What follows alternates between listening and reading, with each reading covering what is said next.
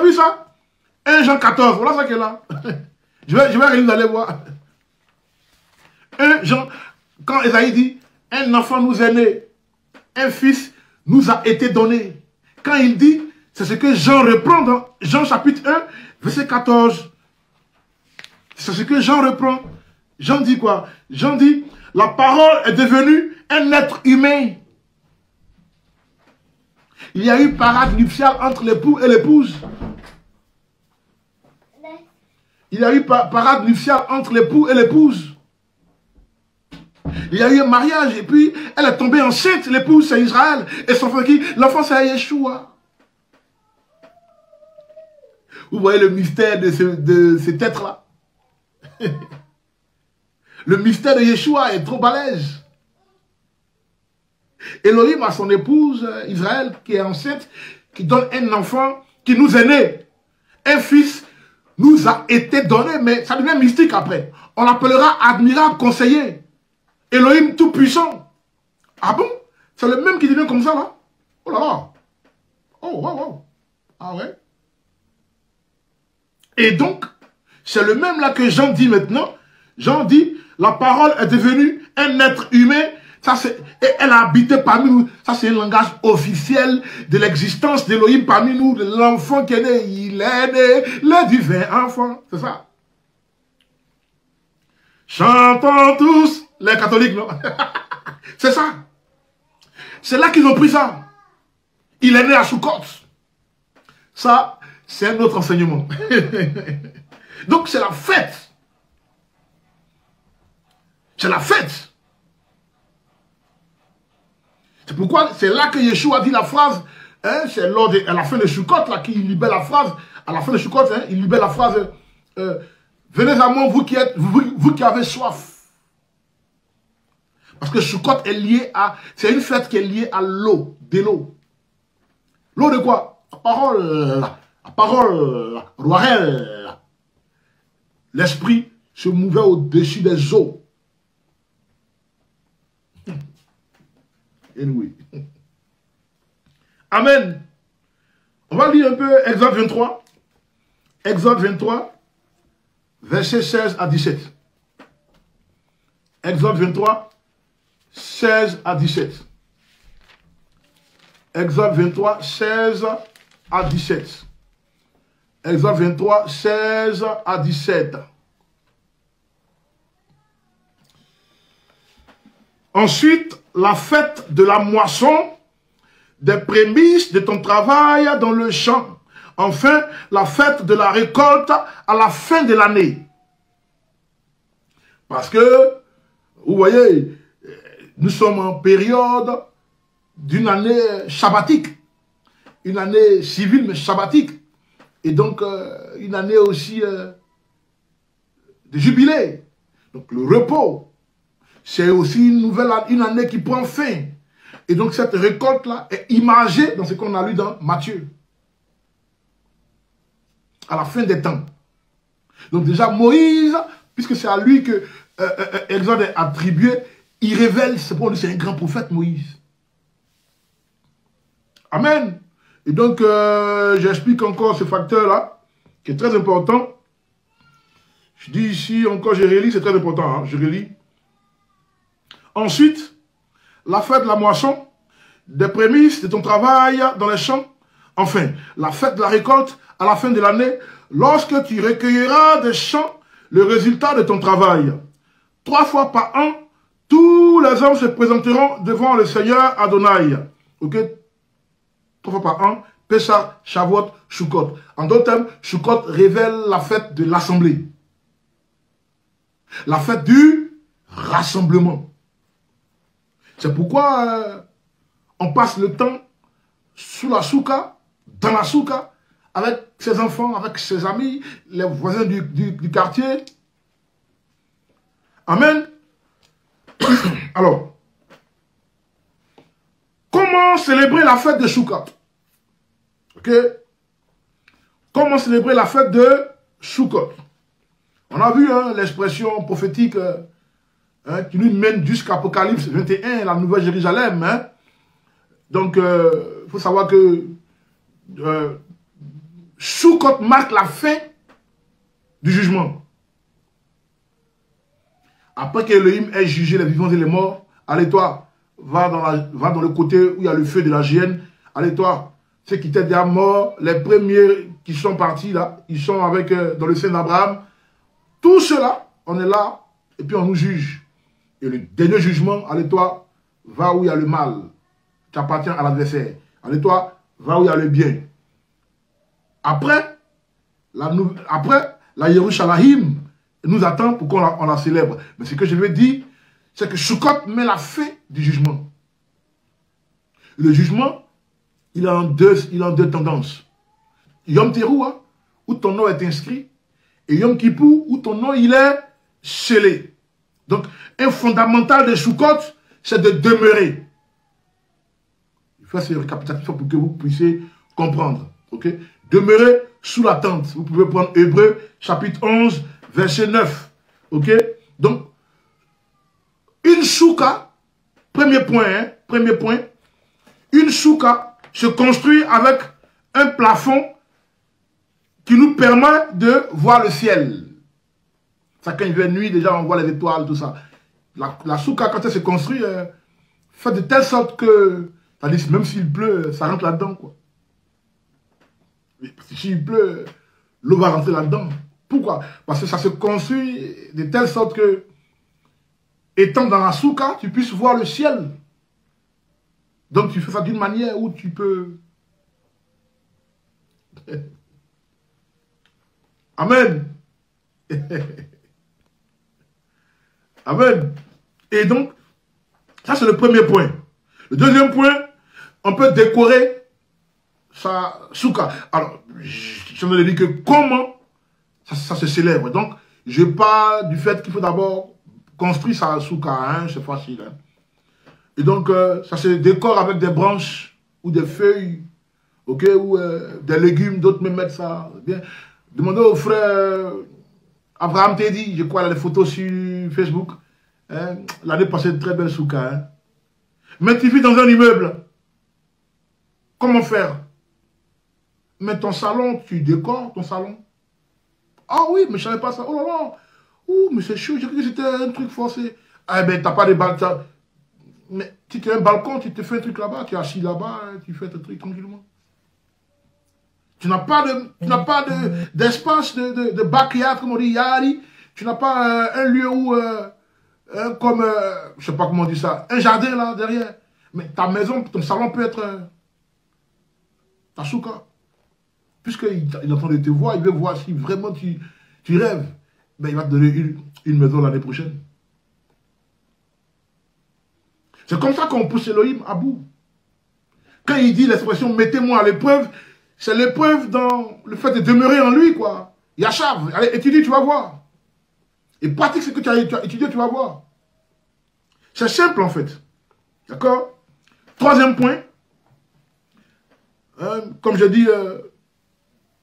parce que demeurer veut dire Yachav, donc c'est un lieu où on est assis, où on fait tout, quoi. S'asseoir, où on fait tout, où on étudie, où on peut chill out, chilling, étudier, manger, dans la souka, avec ses amis, inviter ses amis, la famille, les enfants. Ah oui, ben oui. Tu n'as pas de synagogue où aller prier. Mais tu peux rester dans la souka. Ah oui. Tu peux rester dans la souka. Tu fais ton truc là, tu fais tes prières. Je vous emmène à tout le monde le guide familial de Shabbat.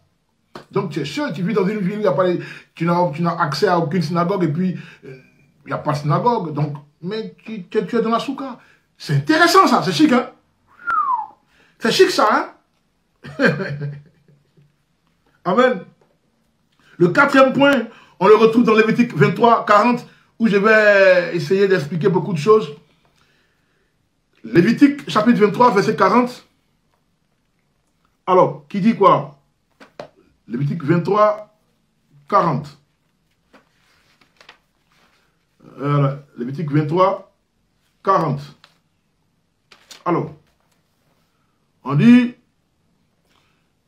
du premier jour, vous prendrez les meilleurs fruits des palmes, des grosses branches et des saules des rivières.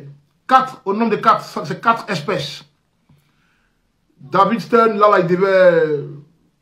Baruch Dayan Naimet, le vieux père David, hein, le grand-père, il est parti là. En Nouka prochain, ça fera 1 an de sa mort. Là, il devait donner ça bien comme il fait de l'autre côté. Là, il devait donner ça, Etrod, les noms en hébreu. Comme ça, les gens... Hein, c'est important. Comme il a fait pour les lettres de Paul, où il explique bien le côté légalisme, là, où voyez non. Bon, ça est là comme ça, tu ne peux pas savoir. À moins qu'on t'enseigne ça, tu vois. Et qu'est-ce qu'il dit il dit, donc on va aller doucement, verset 40, le verset 23, 40. Je réponds, le premier jour, c'est demain au coucher du soleil. C'est un Shabbat. Ok, on allume 2 bougies pour le Shabbat. Mais en même temps, c'est Shoukaron, c'est un Shabbaton. Parce que c'est un complet, c'est un repos complet. Ou l'expression repos complet, on dit Shabbaton en hébreu. Ok, Shabbat, Shabbaton. Shabbat, Shabbaton. C'est-à-dire Shabbat dans Shabbat. Je crois que t'es bon, hein? La fête, hein? Amen. Et donc, le premier jour, donc c'est demain qui est le premier jour, le 15e jour du 7e mois. Et là, nous sommes le mois de Tishré, mais qui est le 7e jour dans le calendrier agricole. Je précise pas comme je pose trop de questions après sur YouTube. Et il dit, alors vous prendrez les meilleurs fruits. Et là, quand il dit les meilleurs fruits, il fait allusion au citron. Ok? Qui se dit en hébreu étrog. Il dit aussi des palmes, qui se dit en hébreu, bon, dattier, loulav. Et puis, il fait mention aussi des grosses branches. Ok? C'est pas précisé, Adas. Ok, Adas, des grosses branches, si c'est Adas, d'où vient le nom Adassa? Esther, Adassa. Salut à ma fille Adassa de Amsegou, la Côte d'Ivoire. Adassa. D'accord? Donc ça fait, c'est Adas, le mot Adas qui myrte. Ok? D'où aussi on a l'huile aussi. On a l'huile pour purifier les ustensiles dans le tabernacle. Ok? Qui veut dire Adassa, d'où vient le nom Adassa, mais qui veut dire un escalier sur lequel tu te sers pour monter dans la vie. Tu as besoin de quelqu'un d'autre pour que tu puisses évoluer. Donc Elohim est celui sur lequel tu t'appuies pour évoluer. Adas.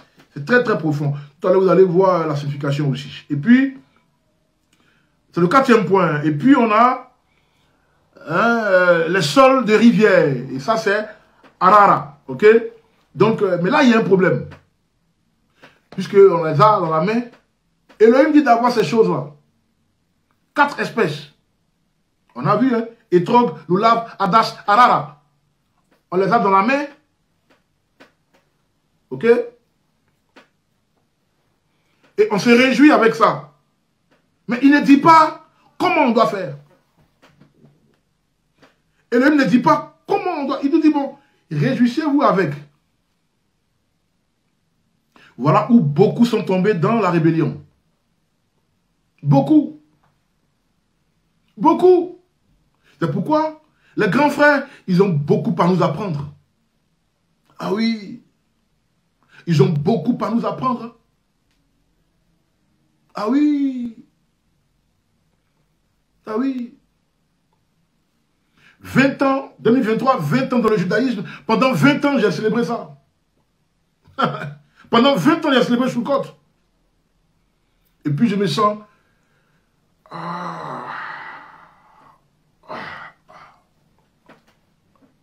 à l'aise.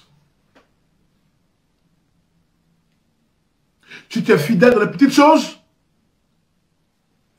tu pourras être fidèle dans les grands, dans les grandes. Et donc, ces 4 espèces-là, ok, Etrov, Loulav, Adas, Arara, c'est Yahweh qui nous recommande de nous réjouir avec ça. Mais il ne nous dit pas comment. Et voilà où un grand nombre est tombé dans la rébellion. Jean chapitre 21, verset 25. Jean chapitre 21, verset 25.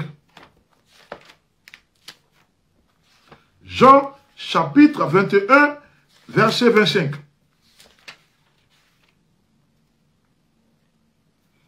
Mais il y a encore tant d'autres choses que Yeshua a faites.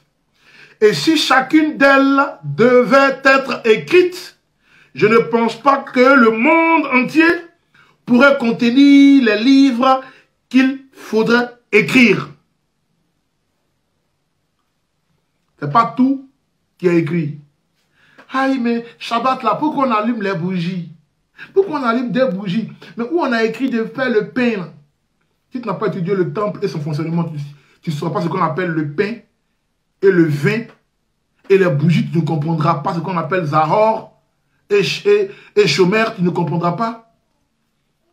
Tu ne comprendras pas, puisque vous voyez, c'est Jean le disciple aimé par Yeshua, celui qui dit, il dit que si Yeshua devait tout dire, si on devait tout mettre dans cette Bible-là, le monde entier ne pourrait pas contenir ce livre. Et donc, les loulaves là, il dit dans le cas d'avoir en main simplement pour se réjouir. Mais comment on doit faire ça? Voilà où les anciens jouent un rôle prépondérant. C'est là que les anciens jouent un rôle prépondérant, très important pour la vie d'un croyant. Et c'est important ce que je dis là. Alors, que disent les anciens? Et ça, il faut te faire enseigner pour comprendre. Parce que les gens pensent que, comme ils ont Yeshua, c'est la fin du monde. Le salut vient des Juifs. C'est vrai que ça parle de tous ceux qui ont accepté Yeshua, vous qui êtes des Juifs, qui me regardez, moi aussi qui suis un.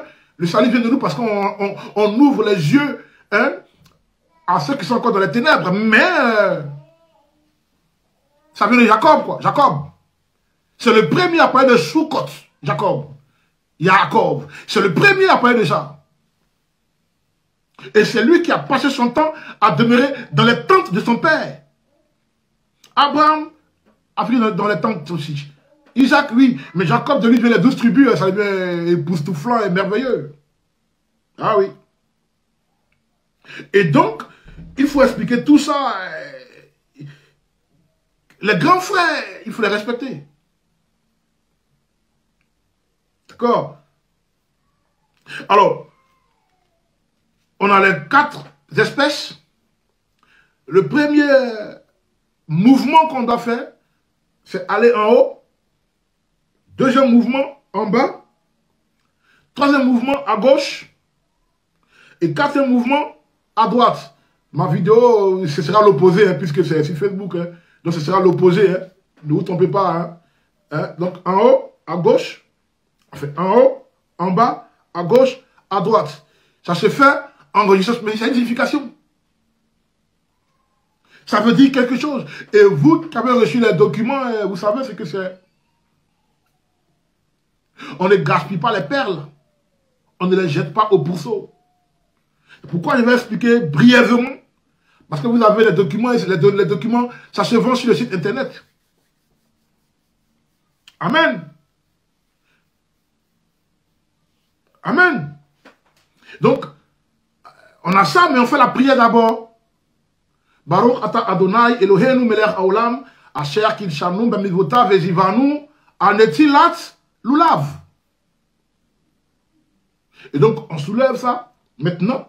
Après la prière, on soulève maintenant en haut, en bas, à gauche, à droite. Et après ce mouvement-là, comme au nord, au sud, l'est, l'ouest, là, après ce mouvement-là, on chante maintenant le psaume 136. C'est aussi une récitation, mais c'est le psaume 136, verset 1. Donc c'est la chanson Oh Doule Adonai. Ça marque, comme j'ai dit, la chérina, la présence d'Elohim dans ta souka. Vous n'avez pas compris. Vous n'avez pas compris. Ça marque la présence d'Elohim dans ta souka. Puisque la chérina est là. Quand tu chantes cette chanson, elle est synonyme de la descente d'Elohim. Comment aussi, lors de Yom Kippour, la nuée descend, ok, sur l'Arche de l'Alliance, quand Aaron arrive. Oh, doule Adonai ki tov, qu'il est au l'embrasse d'eau. Oh, doule Adonai. Vous connaissez la chanson? Oh, qu'il est bon.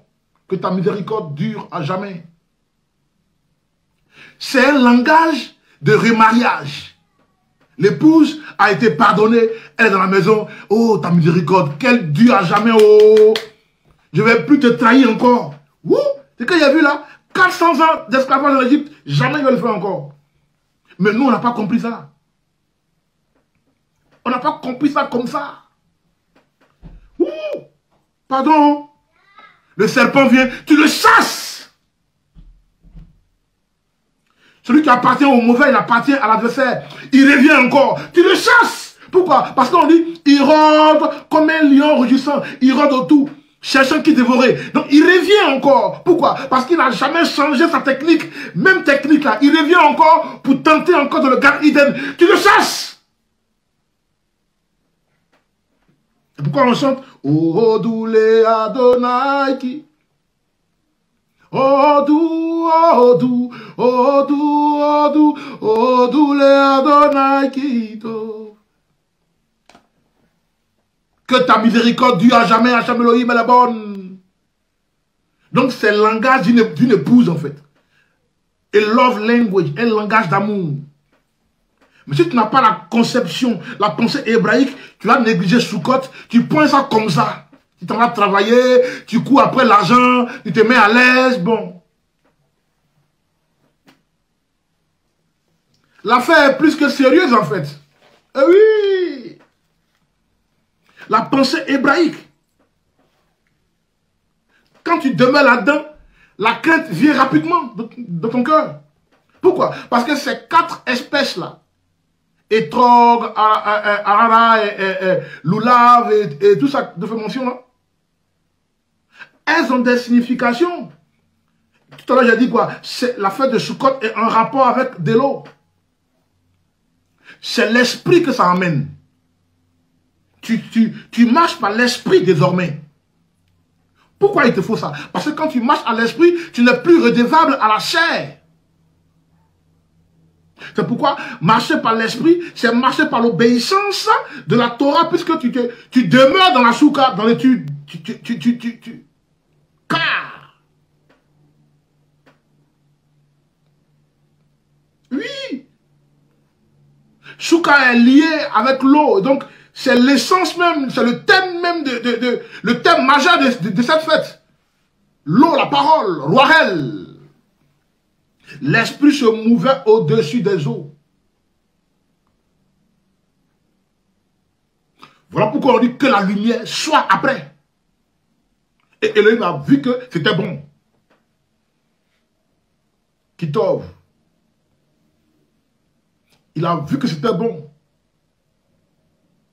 Eh oui. Donc, Sukkot, c'est l'esprit que ça amène. C'est l'absence du roi Kodesh qui a permis que Ève écoute le serpent. Et il a trompé. Mais parce qu'elle n'étudie pas. Elle a écouté quelqu'un d'autre dehors. On donne exercice, tu ne peux pas faire. Tu as des questions que tu ne poses pas au moré. L'étrog, le citron, c'est à l'image du cœur. On étudie la Torah avec le cœur. Ça veut dire quoi? Un Talmud qui est versé dans l'étude de la Torah. Citron, là. On met les 4 espèces ensemble. Citron, là, c'est le cœur. Oui, un Talmud qui est lève. Un Talmud, on dit quoi? Talmud Raham, au pluriel, Talmud Rahamim, c'est-à-dire qui étudie la Torah avec la sagesse, avec le cœur. La Torah s'étudie avec le cœur.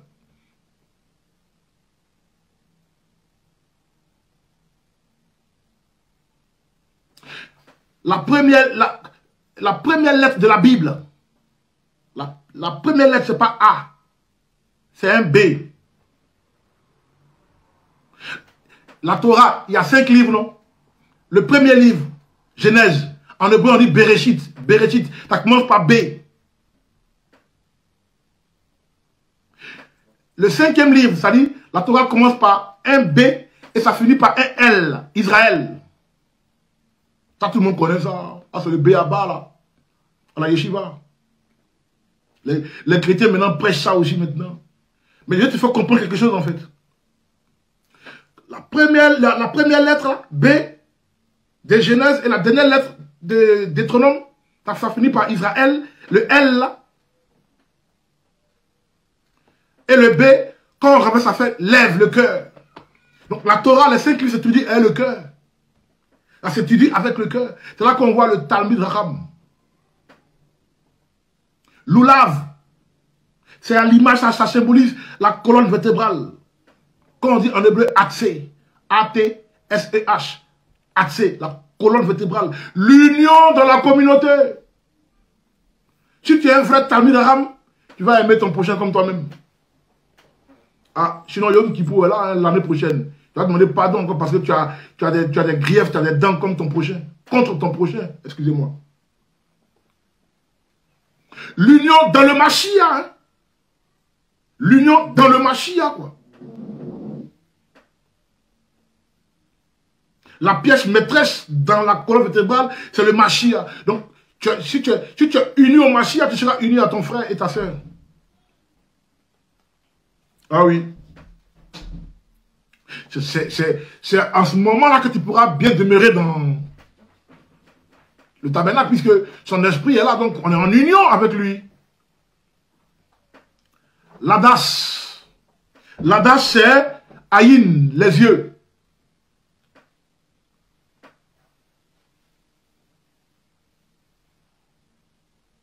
Les yeux, c'est-à-dire qu'il faut avoir la vision du Makom, la présence, la vision, il faut être focalisé. Toi et le roi à Kodesh, same mind, same vision, same spirit.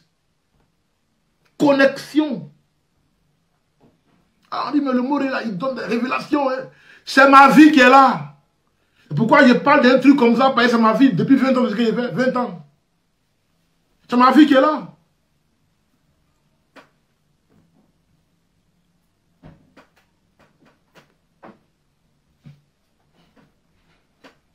Le dernier truc, Arara, c'est la bouche. Pour être quoi? Tes filles là. Et les brarotes. Envers son prochain. P. La bouche en hébreu. P. Donc on a lève, Atse, Aïn, P.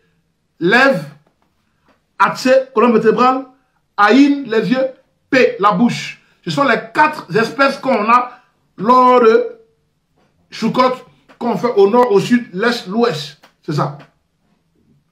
Falsification. Et donc, il dit, réjouissez-vous avec ça. Pourquoi? Parce que ces 4 entités-là se renouvellent en toi.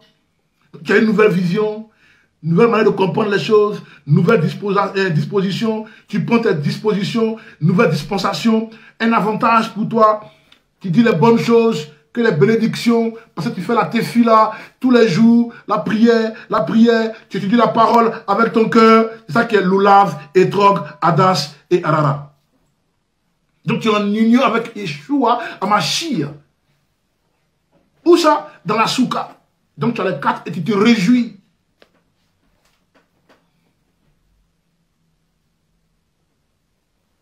Je suis dans la joie quand on me dit.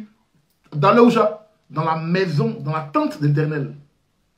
Elle est contente, Israël. Quand elle sort de l'Égypte, elle va à Canaan, elle est contente, elle est dans la joie. Amen. Et donc, c'était pour expliquer ces choses-là. On est au 4e point. On est au 6e point maintenant. Le 6e point, comme il a dit, Sukkot regorge 2 Shabbatot. Et donc, on a le 1er et le 8e jour. D'accord? Le 7e point, à Sukkot, dans ta souka, tu dois lire Ecclésiaste. Pourquoi? Parce que le livre il y a plusieurs versets à lire. Hein, mais Ecclésiaste est le livre qui révèle pleinement le festival de Sukkot. Oui, oui. En ce sens qu'il nous révèle que notre corps étant le temple est temporaire. C'est Ecclésiaste qui nous révèle ça. Kohelet en hébreu. Ecclésiaste. Qui a écrit ça? Un grand amoureux. Shlomo. Si tu veux comprendre les trucs comme Sukkot, les trucs d'amour, l'épouse, il faut les cantiques des cantiques. Tu vas dire, ouais, tu vas comprendre vite la parole. Tu veux comprendre la Torah, C'est Psaume 119. Je veux comprendre la Torah sous une autre forme. Le psaume de David, 119. Tu veux comprendre comment détruire les ministères? Folie Paul, toutes ces lettres. Il a dit les menteurs, là, les détruire, c'est Paul. Bon, c'est la fête, hein, c'est la fête. Hein. Amen. Donc, le 7e point, on est dans la soukha, mais on lit Ecclésiaste, Qoéleth. Pourquoi? Parce que ça révèle que nous sommes dans un corps mortel. Donc, il ne faut pas avoir la pensée de l'éternité parce qu'on sera jugé, quoi. Donc, ce corps-là, c'est quoi? De la putréfaction. On dit quoi? Il est poussière. Donc, l'esprit retourne au Père. L'esprit retourne au Père. Ton âme sera jugée. Ton corps, il reste sur terre. Tout ce qui vient de la terre retourne sur la terre. Putréfaction. Quand on meurt dans le cercueil, qu'est-ce qui se passe les premiers jours? Au revoir, ton corps est là dans le cercueil. Tu commences à enfler. Tu enfles en fait. Tu enfles, tu enfles, tu fonds, tu enfles. Si le gardien du cimetière est là, il entend beaucoup de bruit. Les nouveaux enterrés là. 2-3 jours d'enterrement, tu enfles. Il entend les bruits. Pou, pou dans le cercueil. Ton corps s'explose maintenant. Le corps s'explose. C'est là, qu'est-ce qui fait ça? Ce sont les asticots là. Ça vient de la putréfaction maintenant, les asticots là. Donc, tu as explosé. Donc, tu pars vers le domaine du squelettisme. Squelette. Ça devient poussière après, là. Ah ouais. Les gens qui pensent qu'ils vont être enterrés avec leurs millions ou de soutenir les ministères. C'est ça la révélation hein, de Sukkot. Hein. C'est ça toute la grande révélation, c'est ça. Il n'y a rien derrière. Amen. Et donc, c'est aussi synonyme d'Israël qui est demeuré 40 ans dans le désert. C'était aussi temporaire parce qu'il devait aller où ça? À Canaan. Mais les 40 ans, pourquoi? Pour qu'il soit forgé. Forgé, bien bâti, bien affermi dans la parole pour aller à Canaan, pour aller rencontrer Elohim à Canaan. Et où ça? Sukkot. Et donc, Pécha représente l'Égypte, Shavuot représente Sinaï, et Sukkot, c'est Canaan. Les 3 étapes. Ça a pris 40 ans. Donc pourquoi? Pour que l'épouse soit bien affermie. Pour qu'elle ne marche pas par la chair, quoi, parce que la chair, c'est la poussière. C'est l'esprit, quoi. Marcher par l'esprit. On est où ça? Au 8e point.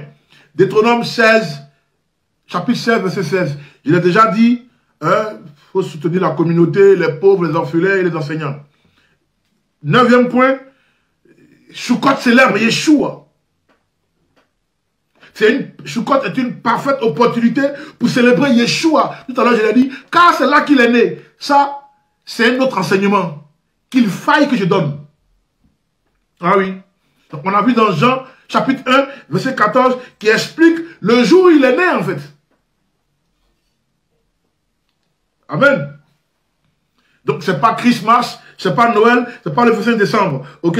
Ça, c'est une invention romaine, ok? Mais c'est un autre enseignement, hein? J'aurai le temps de vous parler de ça. 10e point et dernier point. Sukkot fini. C'est une fête de 7 jours. Hein. Donc le 7e jour, c'est Hoshana Rabbah. Et ça, c'est mon épouse qui va vous enseigner ça. Dans, je crois, d'ici dimanche ou lundi. Là, on est dans la tendance de Sukkot. Donc c'est elle qui va vous enseigner ça. Elle est en train de plaire à tout le monde présentement. Elle a de bons enseignements et je me réjouis. Donc, elle va enseigner. Donc, Sukkot finit par Hoshana Rabbah. Elle va expliquer ça. Par aussi Shemini Atzeret, le 8e. 8, Shemini, 8. Shemini, 8. C'est aussi un jour de Shabbat, quoi. Sukkot commence par un premier jour qui est Shabbat. Et ça finit par le 8e jour qui est Shabbat. C'est-à-dire, c'est 7 jours, mais ça finit en 8e jour, Shemini. Donc, le 7e jour, c'est Hoshana Rabbah. Ok, et puis le 8e jour, Shemini Atzeret, c'est là que Yeshua dit, venez à moi, vous qui avez soif. La parole. Donnerez une eau vive. La femme samaritaine, donne-moi à boire. Elle dit non, non, non, non, non, non, non. Nous, vous êtes les Judéens et nous, on est les Samaritains. C'était un litige entre Judas et Ephraïm. Et puis il lui dit, mais tu ne sais même pas qui te pose la question. Si tu le savais, ben, je crois que tu allais toi-même lui demander à boire. Elle dit, mais tu n'as rien avec toi et puis tu me parles comme ça. Elle est charnelle. Allez, lis l'histoire. Il dit, mais elle n'a rien compris, celle-là. Allez, appelle-moi tes copains. Elle dit, je n'en ai pas. Il dit, oui, parce que même celui avec qui tu es là, tu as eu 5, mais celui avec qui tu es là, c'est pas ton copain, quoi. Grande révélation, ça. Et elle, la Samaritaine, elle a l'image d'Ephraïm. C'est l'image d'une femme. Sinon, il s'agissait de l'épouse d'Ephraïm qui est perdue là. C'est pourquoi Yeshua est venu. Je suis venu pour les brebis égarées d'Israël. La maison d'Israël, mais pour dire les brebis égarées à l'image d'Ephraïm, excusez-moi. Donc, cette eau-là, qu'il demande au puits à la dame, c'est l'eau-là qui est venue pour donner à l'humanité. À tous ceux qui l'ont reconnu, quand ils boivent ça, ils deviennent enfants d'Élohim. Alors ils diront, ah oui, je reconnais maintenant la vie éternelle. Car c'est de connaître Elohim et c'est lui qui l'a envoyé, Yeshua, à Mashiach. Voilà Sukkot, les gars. C'est Sukkot qui est là. J'espère que cet enseignement vous fera du bien. Vous prenez cet enseignement-là avec celui que j'ai... Les précédents sur mon mur Facebook ou sur ma chaîne YouTube. Avec ça, ça vous fera du bien. Et donc, Sukkot se termine par le 7e jour, au Shana Rabbah, le 8e jour, Shemini Atzeret. Et puis le dernier jour, ça finit par la dernière parachat, Vezot Abraha, que j'ai dit mon épouse va développer avec vous. Vezot Abraha, voici les bénédictions. Voici la bénédiction. Et c'est pendant Simrat Torah. Ça dit Simrat Torah parce que c'est en fait la fête de Torah. Ava Nagila. Ava Nagila, Ava Nagila, Ava Nagila. C'est ça. Pourquoi? Parce que l'épouse étant revenue, elle a la joie d'étudier la Torah, elle est contente de la Torah. Ce n'est pas celle à qui il faut exercer et puis, oh ben Moré nous fatigue, oh ben Moré, oh Moré. Et puis, il se sentent redevables. C'est comme s'ils doivent faire les exercices forcés. C'est fini la vidéo.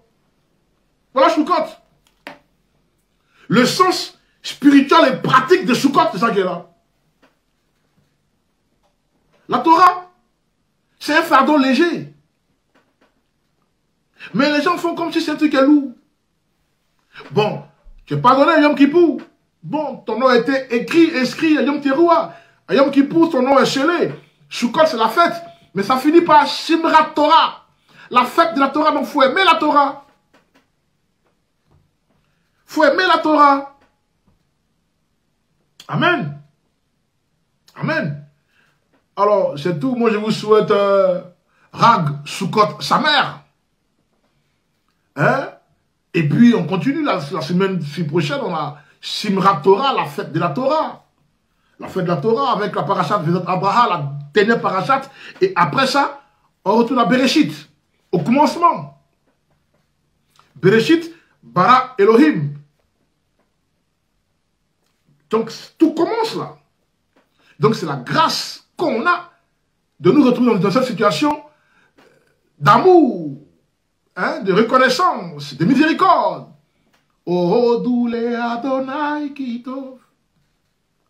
Amen. C'était Morisset, Elkan Ben Abraham, de Torah Code Ministries, et le Ham Ségoula. Bonne fête à tout le Ham Israël et à tout le Ham Ségoula. Je vous aime. Au revoir.